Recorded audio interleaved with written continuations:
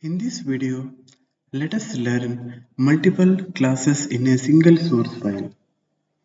So we will go to IntelliJ. We will define one class. The class name is person. So in this class contains main method. So in this class, we will define string first name,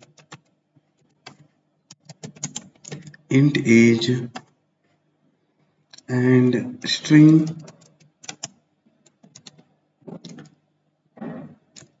bird name, int number of wings. So again we are specifying string flower name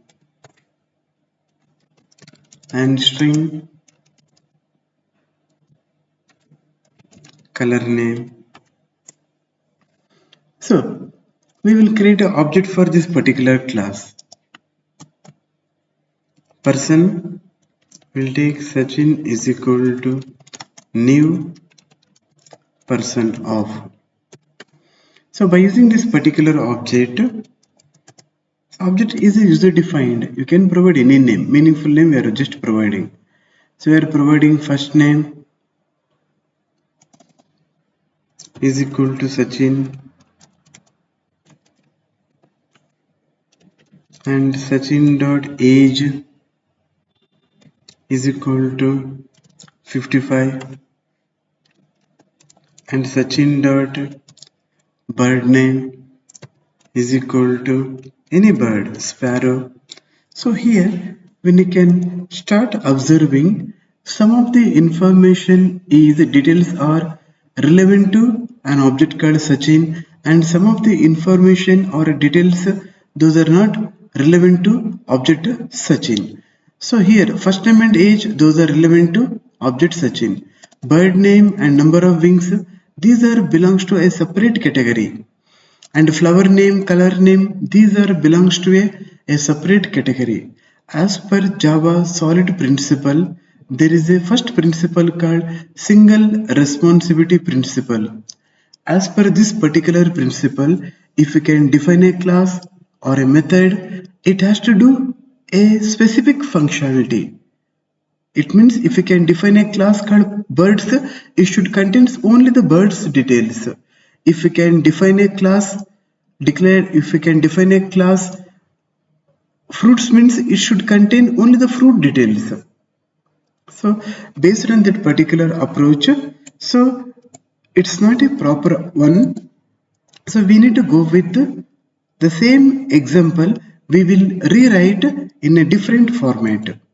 Different approach that is called as multiple classes in a single source file. So we will create a class sample demo or we can make it as a main demo, a class called main demo. This class contains main method and what are the informations are available here? First name and age. These two are belongs to a person, so that's the reason we kept a class called person1. And again string bird name and number of wings. These two are belongs to a class called birds, so we kept it in a birds class. And again flower name and color name. These two are belongs to a flower class.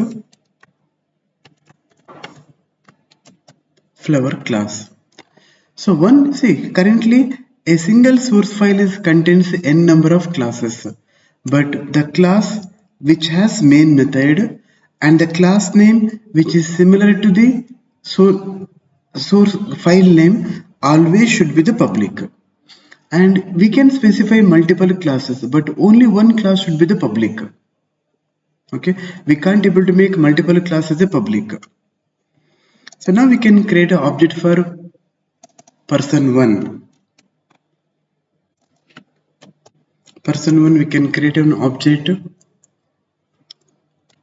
obj1 is equal to new person 1 obj1 dot first name is equal to Santosh, age is equal to 22. Now we can try to print the same value.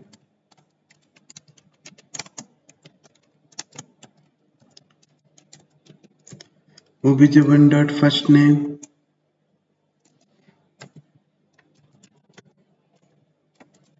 age obj1 dot age.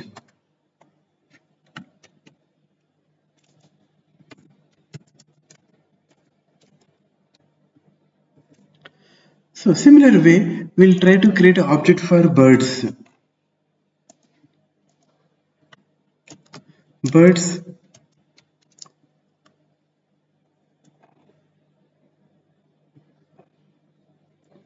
obj2 is equal to new birds. So now we can use obj2 dot bird name. We will make it as a sparrow. obj2 dot number of wings, it is 2. We will try to print the same details now. Bird name obj2 dot bird name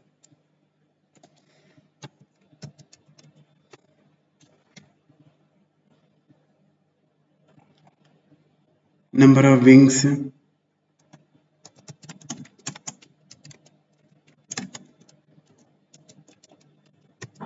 number of wings.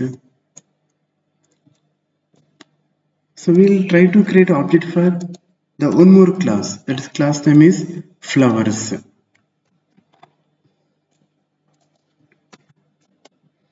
Flowers obj3 is equal to new flowers. Now obj3 dot flower name dot flower name, we can take it as a lotus, and obj3 dot color, the color is white. So now we'll try to print the value now.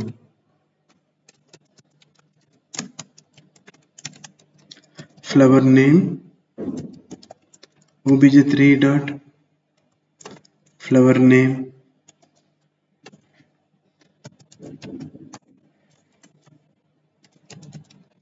flower color name obj3 dot color name. Now save these details and execute now, and it provides the corresponding output. So this is the output of person object, this is the output of bird object, this is the output of flower object, flower details. So here, so as our previous definition, a single class you can create n number of object. Currently we have created one object. Approximately it become how many lines means? It become around some 16 to 17 lines. Suppose if I can create for person class, if I can create 100 objects.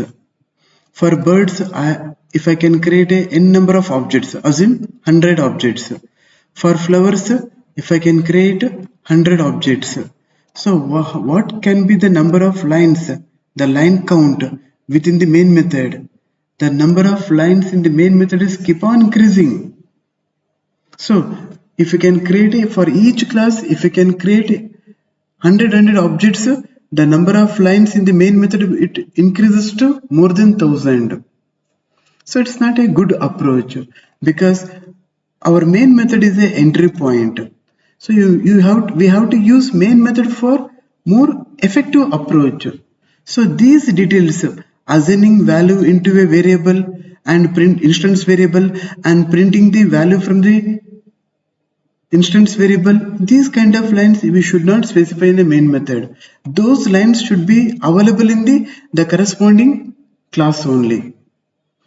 So in the next video we will explore or we will learn how to specify the corresponding the instance variables, assigning a value into an instance variable and printing the value from the instance variable. How we can able to specify in the same class, we will learn. Okay, thank you.